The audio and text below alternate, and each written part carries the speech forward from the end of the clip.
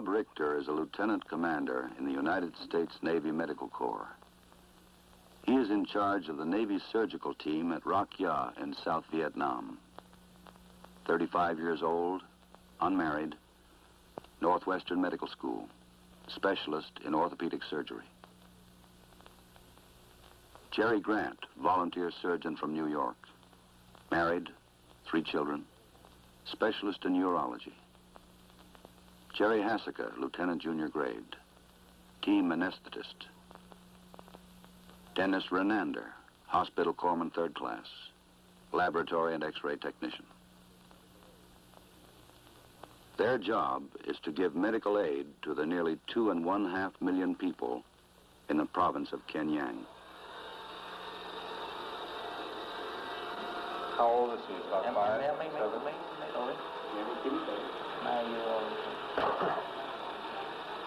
I always guessed too young. Yeah. The medical team has been here for only 3 years. But this man's people have been here for 5,000. They have seen kings and emperors, dictators and tyrants. But it is the land that supports his home, feeds his family, and protects his ancestors. So it is to the land that he remains faithful.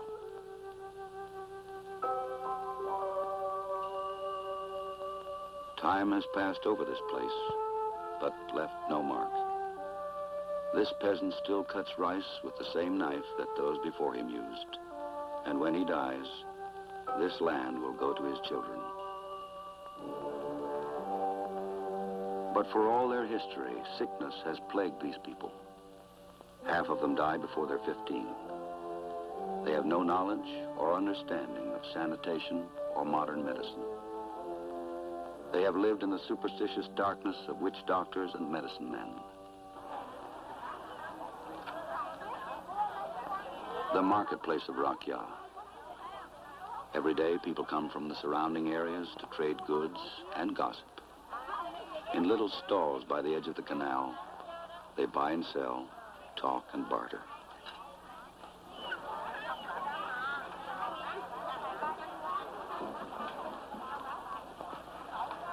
Shrimp, eel, fish, pork, lettuce and rice.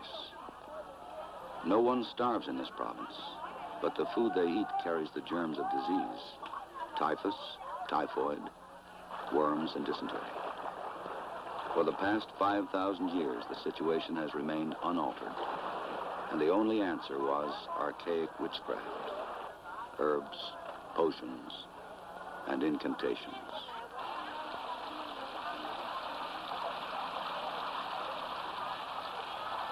This is a crowded place. The sewers are uncovered like those of Europe in the Dark Ages. There is little plumbing, and the people throw garbage into the streets. Soap is a luxury for the rich.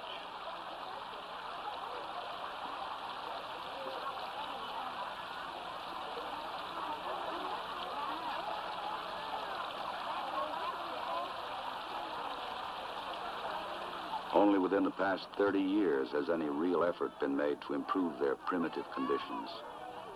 Just before World War II, the French built a province hospital in Roc Ya.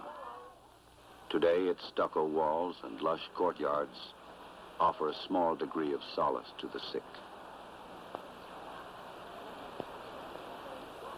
It is administered by 2 Vietnamese doctors who received an elementary training in Saigon. The hospital has only 400 beds to serve 2.5 million people. By most Western standards, it is hopelessly inadequate. Only recently has there been a significant change. The old ideas are giving way to the new. The Navy team uses 4 Vietnamese interpreters, whose grasp of English is as limited as our knowledge of Vietnamese. Ba is Mrs., Um is Mr., Ko is Miss, M is child. You learn a little Vietnamese, but never enough. So you end up speaking in simple, halting sentences. I never use in America. Why? Because in America we not use alcohol. Never heard of it before. This come from in France. Oh, yes. In France, they used to use alcohol all the time, put on hands. Oh, yeah. And you know a professor? This is the professor, Mr. Rockwell, professor. Professor. Yeah, I know Professor. Professor? Yeah, well, he number one, and his younger men walk around, carry the alcohol bottle, put on hand. Yeah. That's why you still have alcohol here today. But how do you explain anatomy, surgery, or hygiene? It takes a long time, but it can be done. This is a man that bullet will right through leg, but not break the bone. Every day, Bob Richter makes his rounds. He examines his patients, instructs the Vietnamese nurses, and builds a trust that never before existed. It's still very sore, but it looked clean. No infection. Nó còn sưng ha, nó còn đau nhưng mà không sao. Nó không có làm độc đó.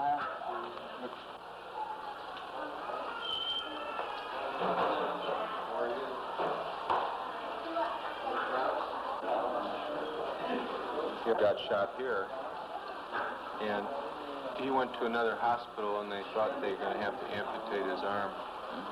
But, so he came back down here to see us. He has an injury to the nerve, to these two fingers, the ulnar nerve, right? Bị thương làm cái gân ha. Bị thương làm cái tay hai ngón này cử động không biết không được. And also the bullet break these bones. Yeah. Now, when the bone heals, the tendons stick to the bone, so you cannot pull the finger down. Yeah. So maybe we can free up the scar, get rid of scar, then tendons work again.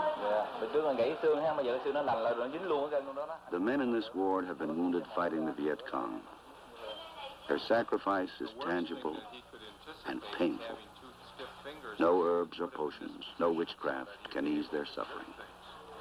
But modern medicine, the skill of a surgeon's hand, and the compassion of one man for another can. That would be the very worst thing. You know, if we could do nothing else, we could put these fingers in good position. Từ trường hợp mà làm tất cả mọi phương tiện mà không được ha, bác sĩ phải làm cái tay như vậy này ha, hai ngón này đó, để có thể để cầm vật gì bên đây cho mình nắm nó được, ha, không có đau. Cái là cái mức cái việc làm sau cùng đó, lấy ra bác sĩ ra, giữ ra. Oh, like this. Nè, có người. You have all good muscle up above. Tốt lắm, cái tay không có gì hết trơn, có cái gân thôi à. You know, amputate that arm. Chứ không bao giờ cắt đâu, không bao giờ cắt cái tay đâu. Clinics are held once or twice a week in the hospital. People come from all over the Mekong Delta because they have heard of the American doctors. It's a long and difficult journey for some.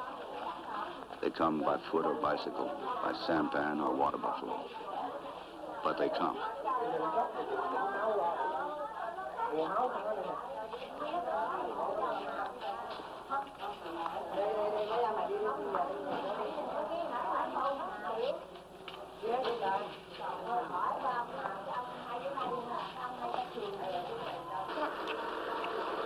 How's the little boy feel?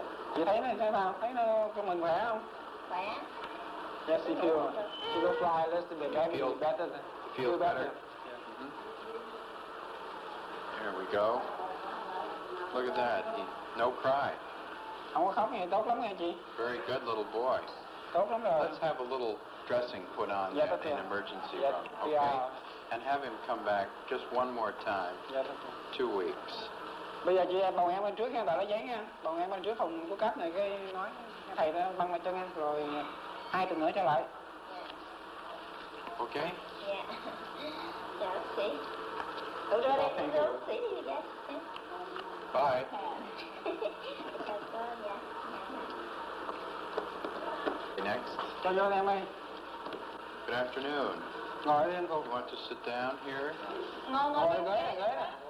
Ngồi ghế không có được. Oh, you can sit on the chair. He does not want to sit on chair. Bảo nó ngồi ghế đây mà. Không có được rồi đó. Why doesn't Không có sao đâu bác cứ ngồi đi. he did not want to sit on chair? No, sir, he respect. He what? He respect you. He respect me. Oh, I see. So he did not want to sit next to me? Yeah. Oh. Would you ask him what his trouble is? Bây giờ bác thấy cho mình như thế nào? Dạ, cho mình đi làm nhưng mà có cơn không? Có cơn gì? Làm như còn em có khi tiền bạc chưa không biết đâu, không biết nó tại sao nó phí. He thought sometimes he feel the blue mind. He feels what? Blue mind, lost mind. He lost his mind. He don't know anything.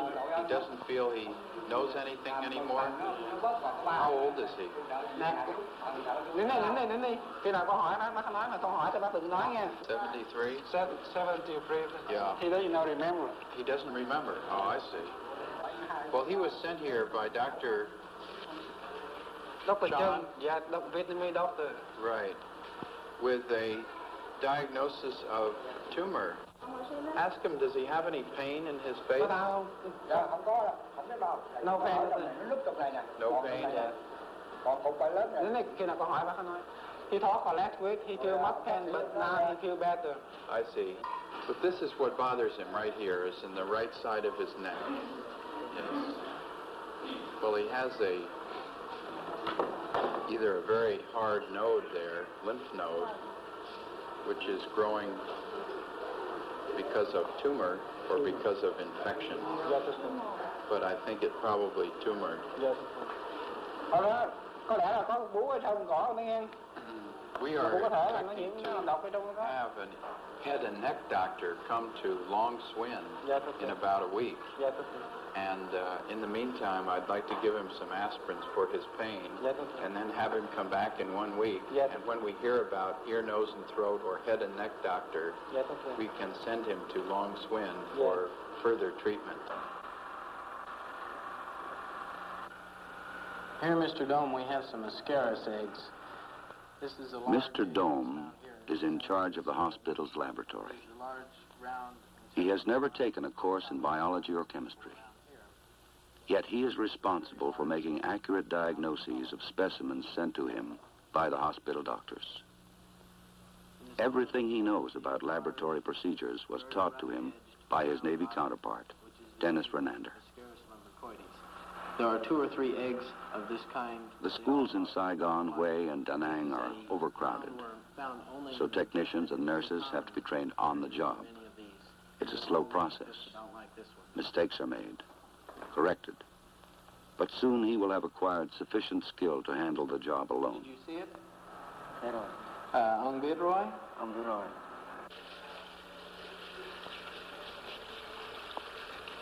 Most of us regard operations as something to avoid, and after it's over, something to talk about. To a doctor, it's his life, a vocation to be learned, practiced, and perfected. That card? Suction?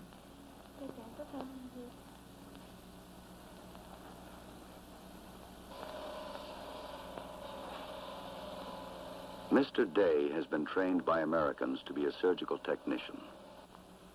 Although he is not a doctor, he is qualified to perform all but the most sophisticated operations without supervision.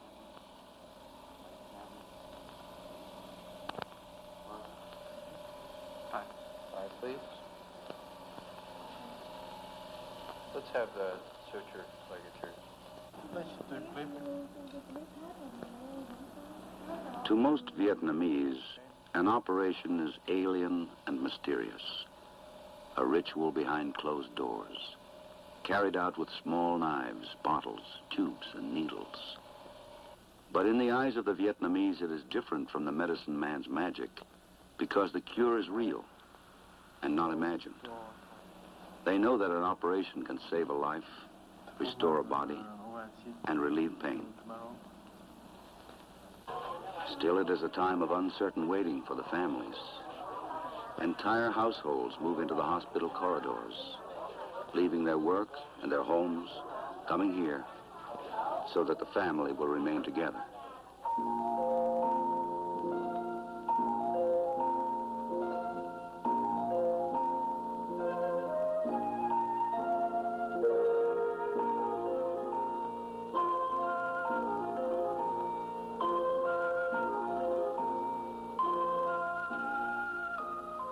After an operation, the patient must return for periodic checkups.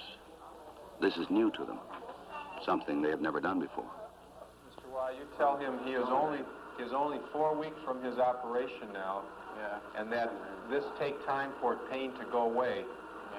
I think that he is doing very well, and these bones are all right. Yeah. So now what he should do is every day he should wash his hand in water, good, get the dirt off. Yeah. And that he should practice exercising his finger any time of day. Practice bending his little finger down. Tell him try to get his little finger down to touch. Yeah.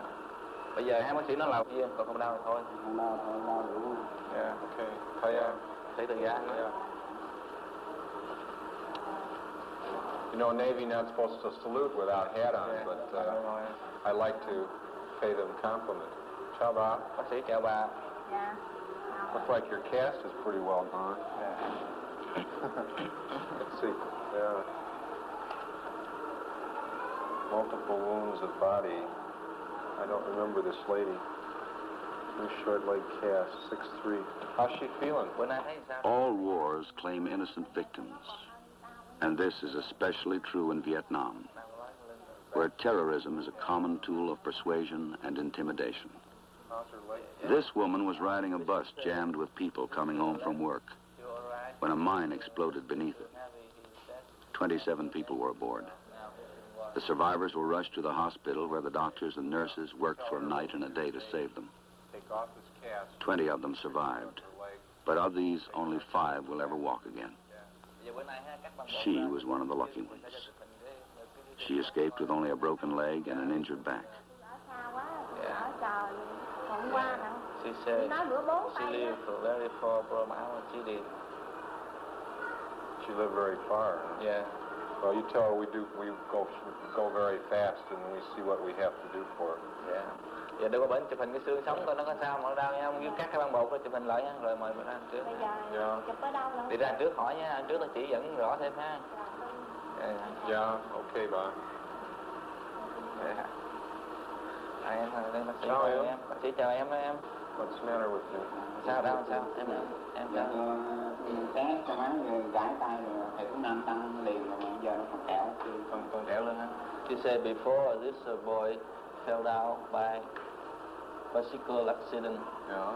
And Chinese medicine makes this boy is alright, but his elbow. 3 weeks ago, this boy broke his arm, a simple accident. The arm should have been set. But the village medicine man, who knows nothing of these things, wrapped it with rotten leaves, expecting this to ease the pain and heal the wound.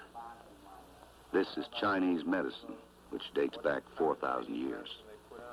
Its methods are virtually unchanged since the time of Confucius. They rarely work, and all too often its patients become its victims, as in this case. The arm has healed now, but it is slightly deformed. And I think that now probably healed, like that little girl from Stock Train, have a 3-week-old injury. Yeah. I tried to fix it, but I could not move it, so I left it alone. She's doing very good now. We'll have to get an X-ray of this baby. Yeah. Bác sĩ nó lỏng những cái xương nó lành rồi ha, nhưng mà nó không nằm đúng vị trí ra ha. Dạ. Bây giờ để bác sĩ cho chụp hình cái tay, chụp hình phần này coi xương nó nằm sao ha. You tell Father we take X-ray picture of the bone, and then we see what it looked like, and they come back and see us today after the X-ray. Bây giờ chụp hình xong rồi đợi rửa tim xong ha, rồi anh đợi đó, cầm lại đây bác sĩ coi là coi xương nó nằm sao đó.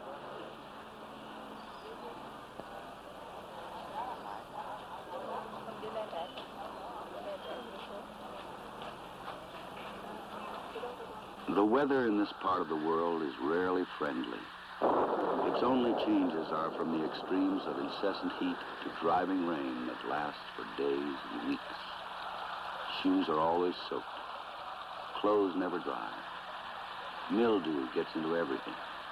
You find that the rain you hoped and waited for can be as tiring as the hot sun. In the outlying areas of Kenyang province, not all the people can get to the hospital. So, the hospital must come to the people. On this special trip, Jerry Grant is accompanied by Navy nurses Winnie Copeland and Ann Wilson. These trips are part of the Medical Civic Action Program, MedCap, set up to bring help directly to the people in their own villages.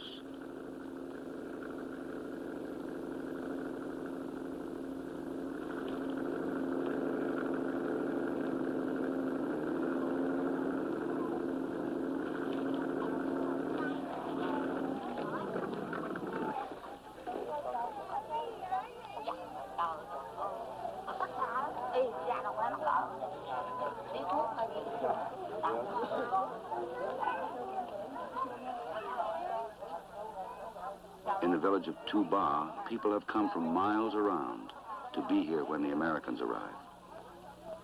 The problems here are no different than in the cities. There are only more of them.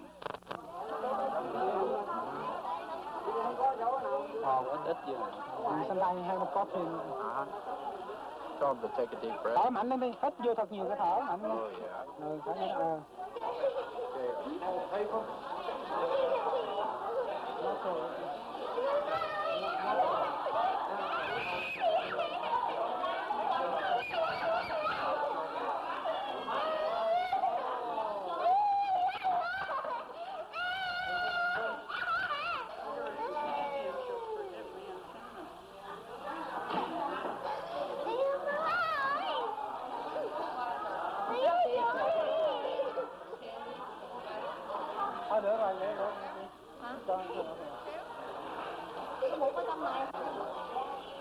How long has boy had infection? Em này bị bao lâu rồi chị?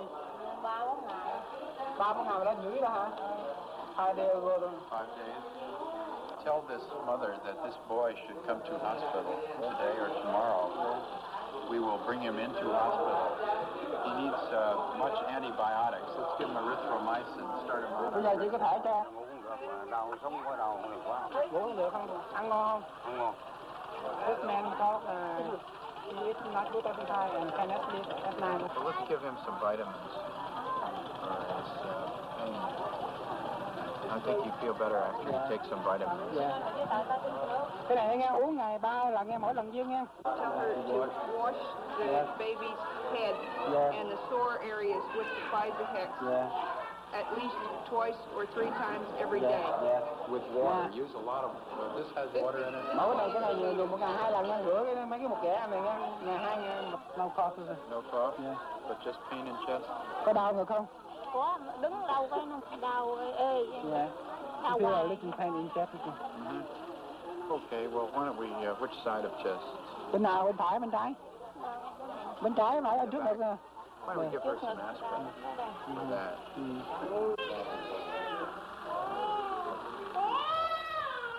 Believe all this? One of the baby's ear. It comes off, but it's just crusted right in there, and it's nothing but the water. Cũng như mỗi lần mà có máu rồi.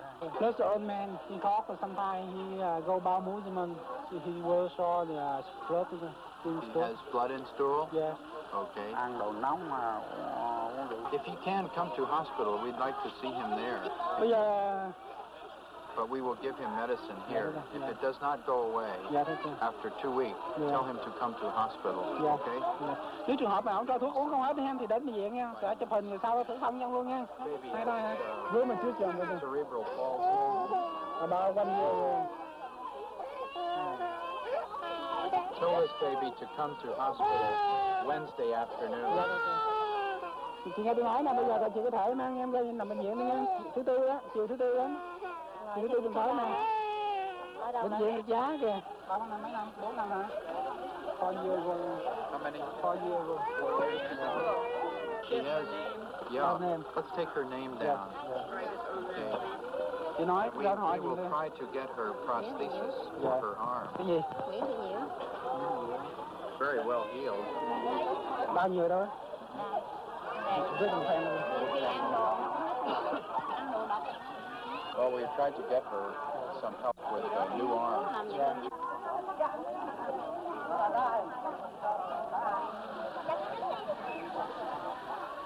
In this climate of incessant heat and stifling humidity, you get tired in minutes instead of hours. At midday, everything stops.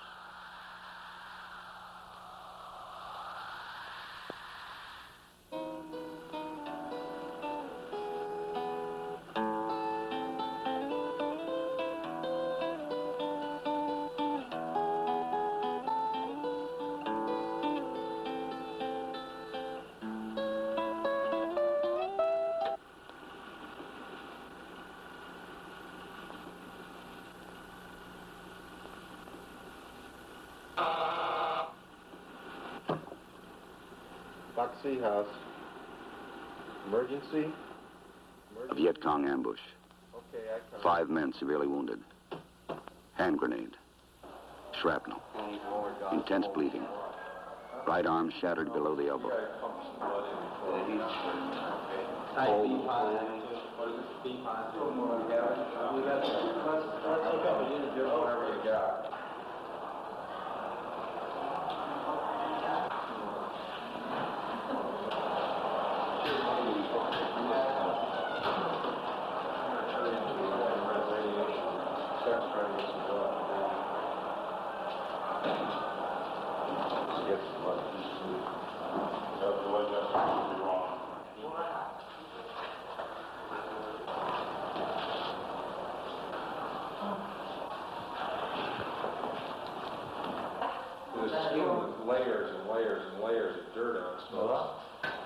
Okay, I guess we can put dry ones in, huh?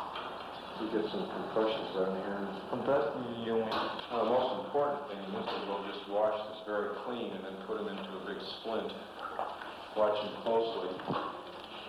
Many problems that arise after these kind of injuries. Afterwards, you frequently have blood loss as a problem. That's some more. It doesn't have to be sterile. Yeah, I'll put this right here. Blood roll next does not have to be sterile. Just give me a roll, Coke. All right. Mrs. Bob, do you have any a towel to cover that with? Tôi có đem nóng chứ? Nguyện mở thêm Nguyện. So we don't put it down in the dirt again.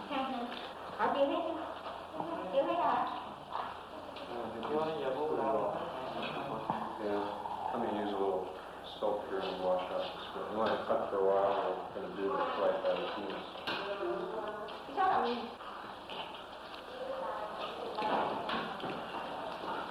Oh.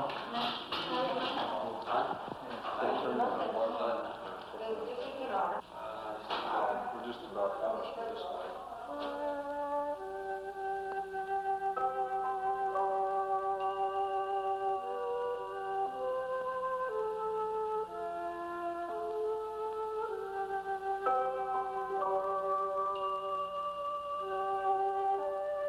A casualty of war. The face of a child struggling to survive. That men will give their time, their energy, and their knowledge to help other men. This is the meaning of compassion.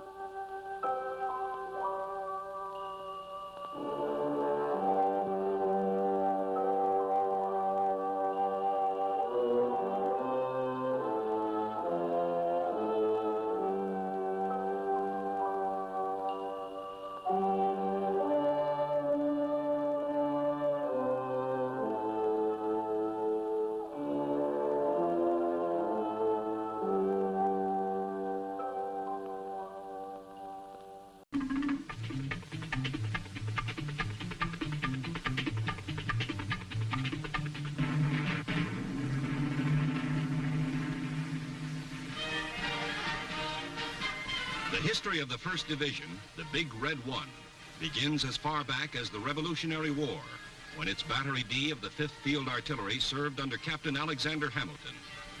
This battery has the longest record of continuous service of any unit in the United States Army. Its history runs parallel to the history of America. The Fighting First was organized as a division in World War I, when it scored the first American victory of the war at Cantigny. In the great battles of Soissons, Saint-Michel, and the Meuse-Argonne, it helped smash the German army and end the war. During World War II, the 1st Division, true to its name, was in the first waves of the invasions of North Africa, Sicily, and Normandy. It smashed across France and Belgium in bloody fighting, was the first to enter Germany, and helped stop the Nazis in the Battle of the Bulge, in the drive to the final victory in Europe.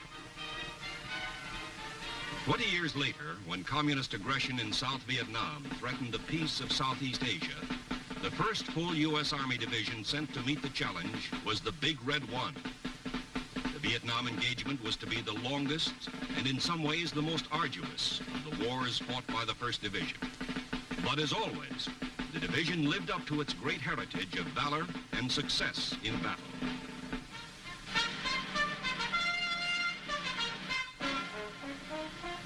The arrival of the first Big Red One troops in Vietnam in July 1965 was very quiet and efficient.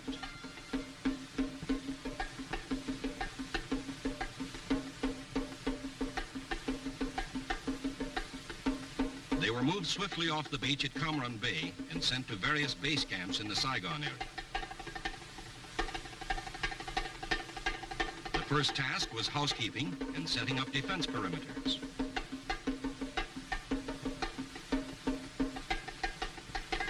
Then patrols, not only to clear the area around the base camps, but also to harden the men to the difficult climate and terrain.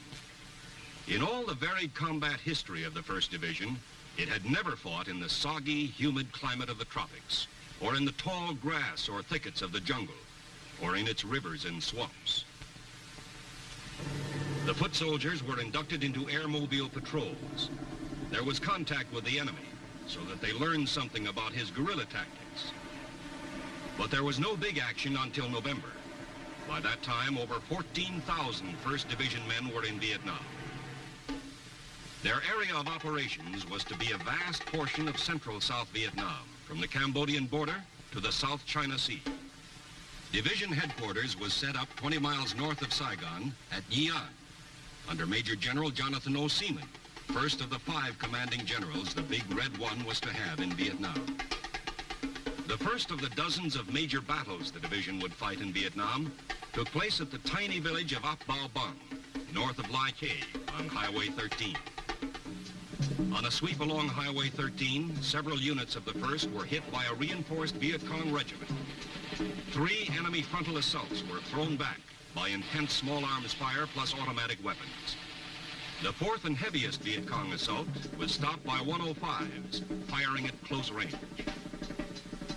As the weakened enemy fell back, the Air Force was called in to pound their escape routes. In its first engagement in jungle warfare, the men of the Big Red One fought like veterans. There were casualties, but the Viet Cong left 198 dead on the battlefield. It was more than just a victory for the tired infantrymen. It was proof they could defeat a hard-fighting enemy on his own terrain. A few days later, on November 20th, another road convoy turned the tables on a would-be Viet Cong ambush near Trung Loi. The convoy immediately set up a defense perimeter and returned fire. When a gunship drove the enemy from cover, heavy ground fire, especially by the mortar platoon, smashed the trap.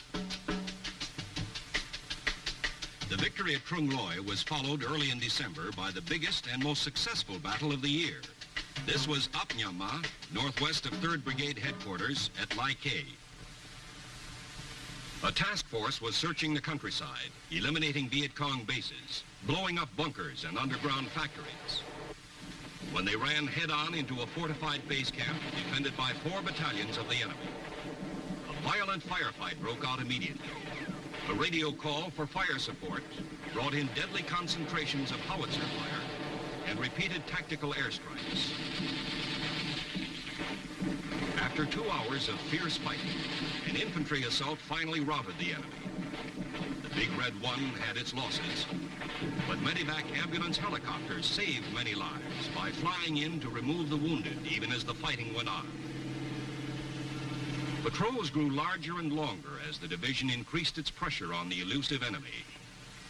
Even so, there was time for mercy missions to the South Vietnamese. Civic action, medical supplies, skilled help, and friendliness to villagers and their children. The beginning of 1966 saw an upsurge of activity by the battle-hardened 1st Division, with armor playing an increasing role in campaigns like Operation Crimp and Rolling Stone, and fierce engagements like those at Tan Binh and Lo Khe, where 1st Division soldiers proved at devastating cost to the enemy that they were masters of the jungle ambush. It was at Lo Khe that the division won its first Medal of Honor in Vietnam in the person of 1st Lieutenant Robert J. Hibbs, whose 15-man patrol chopped up 2 Viet Cong companies. Lieutenant Hibbs was killed when he attacked an enemy machine gun to cover the rescue of one of his wounded soldiers.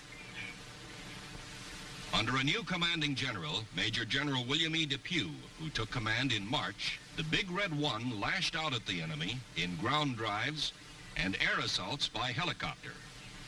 The campaigns were continuous as task forces struck hard throughout the spring, summer, and fall of 1966 in the humid jungle, on dusty roads,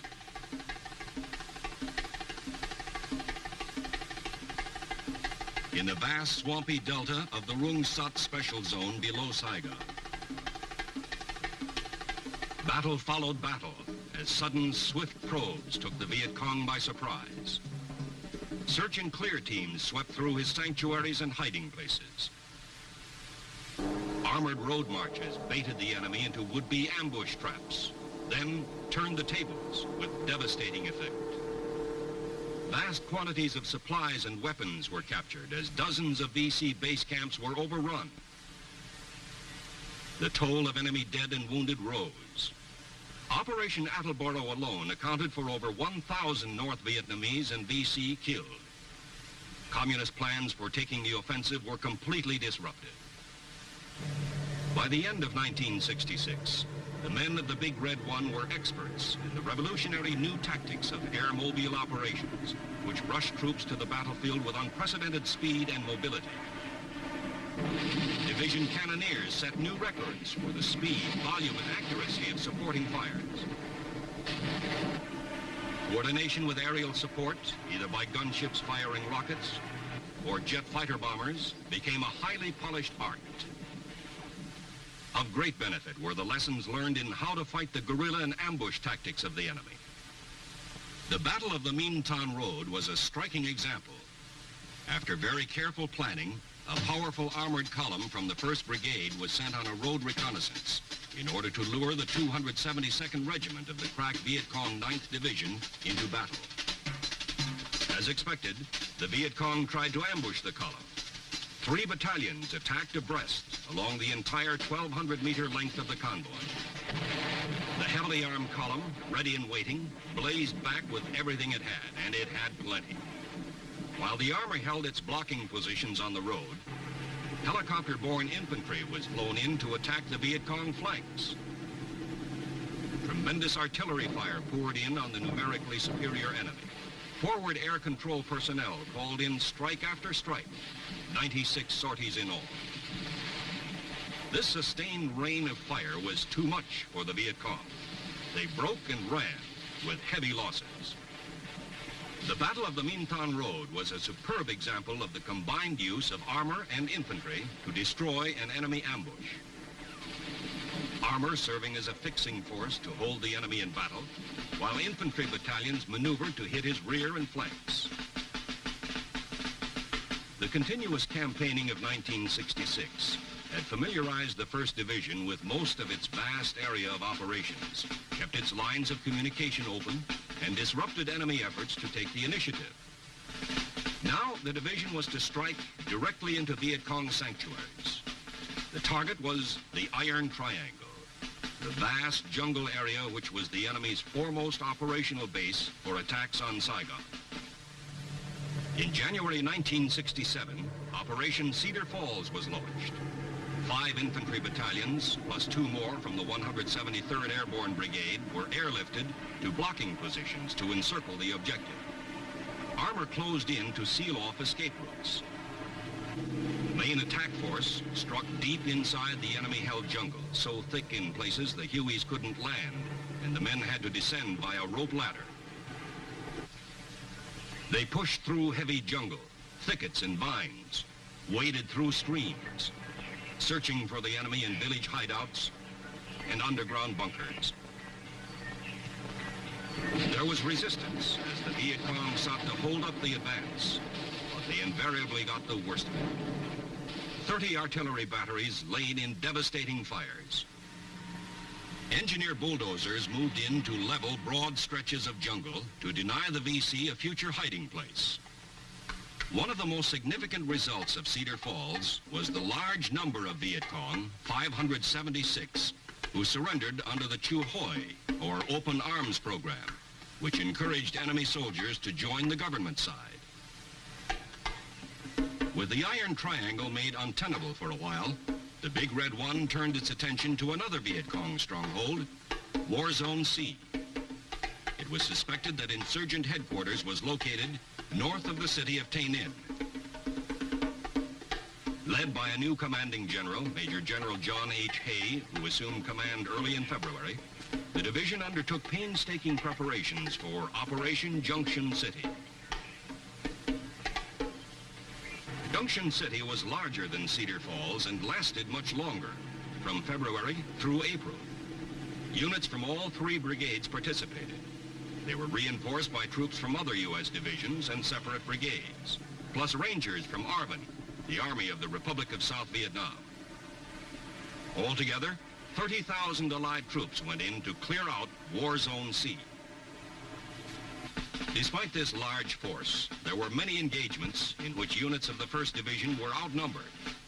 Aggressive patrols lured the enemy into attacking. When contact was established, help was called in. Additional troops rushed in by air, moving with stunning speed to reinforce the embattled defenders. Supporting fires from the ground and from the air blasted the attackers.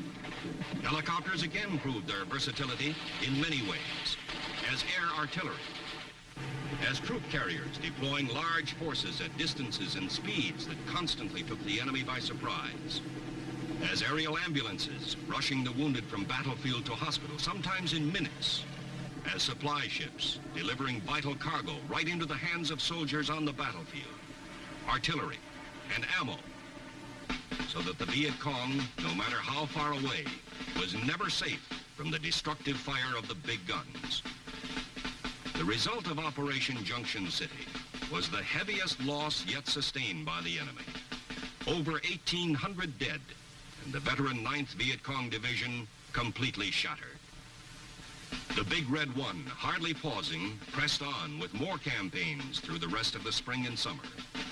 In Operations Manhattan and Billings, task forces probed into enemy strongholds in the Michelin Trapezoid area and War Zone D. Meanwhile, a different kind of campaign, continuous since its inception in 1966, was operating throughout the entire 1st Division area. This was the Revolutionary Development Program, carried out jointly by Americans and Vietnamese to win the confidence and goodwill of the Vietnamese people, especially in villages suspected of harboring Viet Cong. The procedure was for a task force to move in unexpectedly and seal off the village. Soldiers swiftly established security by checking for mines and booby traps.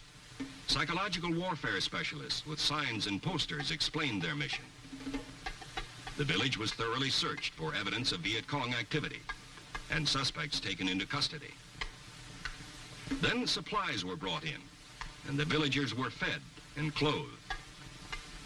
MedCap, medical missions, were a vital part of the pacification program, bringing badly needed treatment for a variety of ailments. While the Big Red One carried out its missions of peace and war, it also conducted an immense training program. Many of its veteran soldiers and battle leaders had gone home through the Army's yearly rotation program. Yet, thanks chiefly to mobile training teams of combat experienced personnel, the 20,000 men of the division were at a peak of professionalism when the 1st began Operation Shenandoah II, one of its fiercest campaigns, and to many veterans, the most outstanding in the division's 5 years in Vietnam. Shenandoah II was a series of violent battles at far-flung points on both sides of Highway 13, from Lai Khe north to the area around Loc Ninh, near the Cambodian border. From September into November, the fighting raged through jungles, across rubber plantations, through wooded areas, tall grass, and streams. It was often toe-to-toe slugging with the enemy. Night fighting was common, as North Vietnamese and Viet Cong troops attempted futile assaults on the American NDP's night defensive positions. The Big Red One had the advantage of highly mobile armored support and heavy firepower always on call, and fought alongside the South Vietnamese Army units. The result was inevitable, a smashing series of victories that destroyed numerous enemy bases and fortifications and left over 1,000 of his troops dead. The rest retreated to their sanctuaries again, leaving Highway 13 secure. Of the 8 major battles that made the Shenandoah campaign so memorable, one of the most remarkable was the battle for the airstrip at the town of Loch Ninh. Arvin and Special Forces soldiers came in by air assault to drive out the Viet Cong, who held a small sector of the town. They routed the enemy from bunkers and houses in fierce attacks. The insurgents counterattacked time and again, but were thrown back each time. The fighting raged for days as both sides brought in more forces. The high point, however, was at the airstrip, where 1st Division artillery had set up a fire base. The Viet Cong attacked across the airstrip in 3 waves, were stopped by howitzers, firing at point-blank range. There were many heroes in Operation Shenandoah II. It was a fitting tribute that it was the President of the United States who presented the awards for valor in battle. It was a well-earned respite for the Big Red One when Bob Hope and his USO troop arrived to entertain the division at Christmas. The Viet Cong Tet Offensive that opened 1968 did not take the Big Red One by surprise, since some kind of all-out enemy drive was expected. When the attack struck Saigon and the U.S. Embassy was assaulted, troops were rushed to the city. There was hard fighting. South Vietnamese soldiers did their share.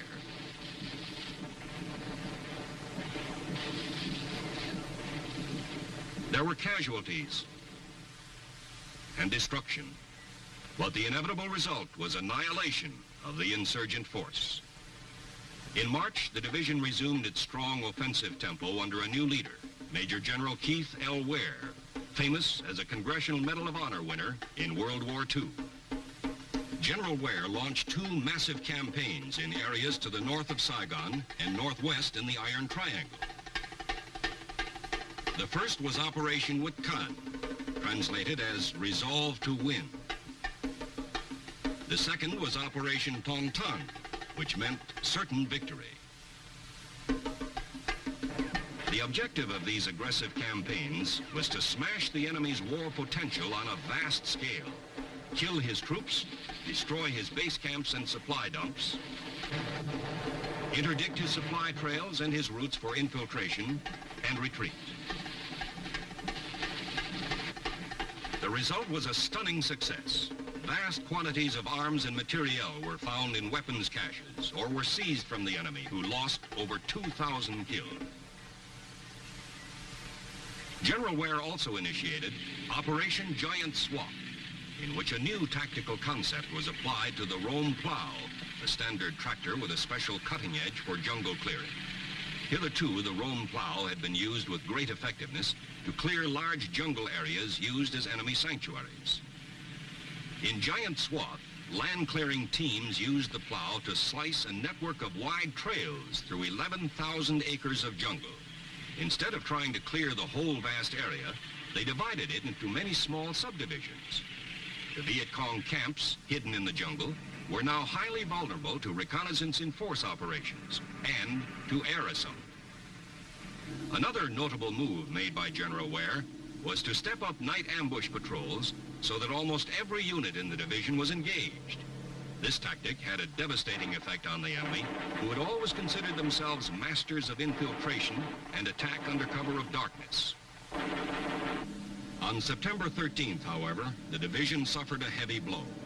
General Ware was flying over Loch Ninh, observing a successful counterattack against insurgent efforts to overrun the town for the 4th time.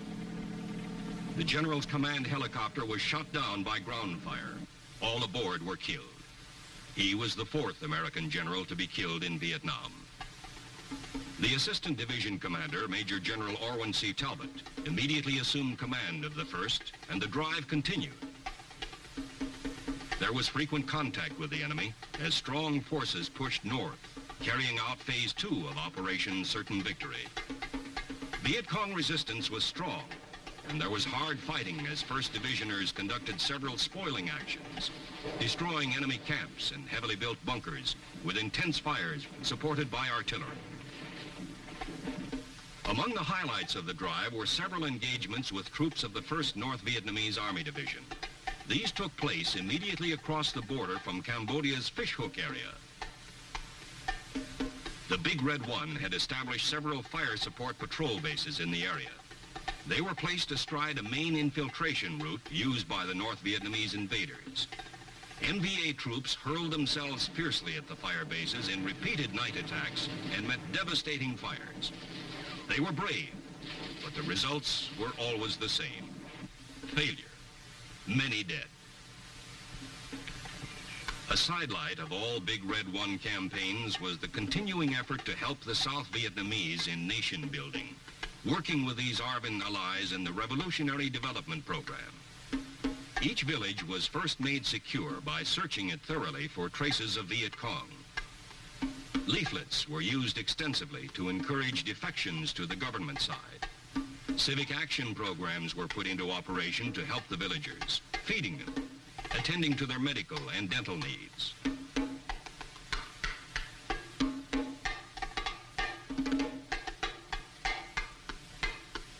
Animals as well as humans were carefully ministered to with the hope that the South Vietnamese could help themselves to attain economic self-sufficiency and to strengthen grassroots government.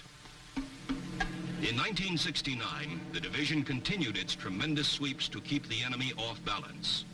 Sometimes it struck from the skies in air-mobile assaults, sometimes on the ground in a fluid shift of tactics. Armor played a powerful supporting role in these drives to cripple the communist winter-spring offensive. Powerful reconnaissance in force operations struck again and again into the Iron Triangle, the Michelin Trapezoid, War Zone C, and War Zone D. Battles by night alternated with fighting by day as Viet Cong and North Vietnamese soldiers resisted desperately. Highly trained scout dogs sniffed out the enemy while spotter planes sought him from the air. Enemy dead littered the battlefields. Captured weapons, like this communist-made AK-47 rifle, were plentiful. It wasn't easy. The terrain was often rugged, and so was the fighting. There were casualties, but Medevac was always there to take out the wounded. Sometimes the enemy attacked recklessly, and sometimes he holed up. Then he had to be blown out, or foot soldiers had to go in after them. These volunteers were known as tunnel rats, and no fighting men were more admired for their courage and nerve. Sometimes enemy contact was light, and there was more monotony than action. It was a welcome relief between patrols and sweeps to see the pretty face of a USO entertainer, even if she did bring along a boyfriend. For some Big Red One soldiers, there was a complete change of pace. They became amphibious. In June of '69, the division began to use small fiberglass boats to patrol the river approaches to Saigon. Working in conjunction with Navy patrol craft and shore-based infantry patrols, these ski boats drastically cut down Viet Cong infiltration by water.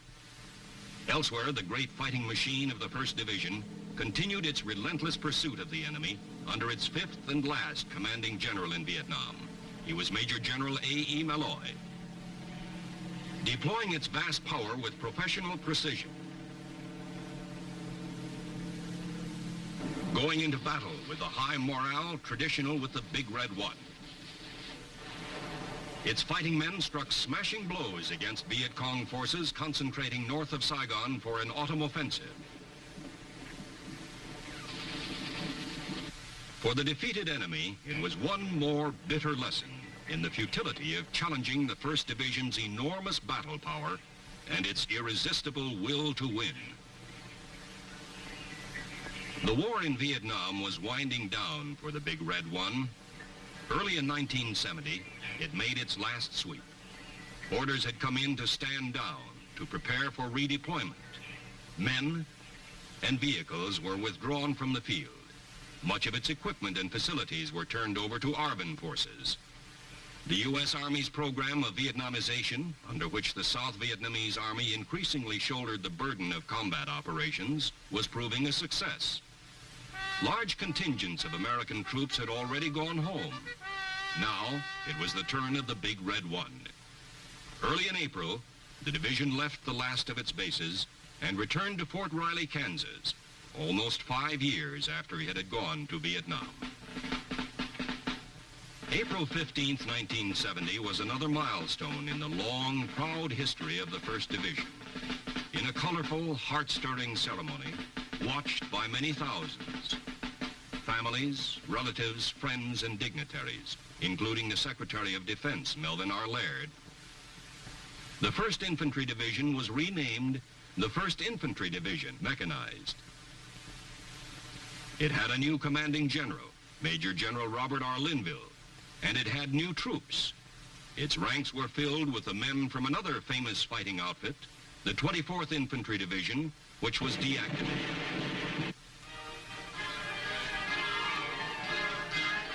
Under its new designation of mechanized, the 1st Division was augmented with additional armor, reflecting the vast increase in firepower and mobility of the modern U.S. Army Infantry Division.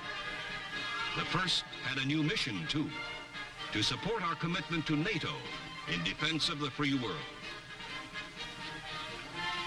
New faces, new strength, a new mission, but all of it steeped in a time-honored, hallowed tradition of service to country. And now, after almost 2 centuries of valorous battle deeds, the 1st Division looks ahead, confident that it will carry out its future tasks in the spirit of its motto: no mission too difficult, no sacrifice too great. Duty first.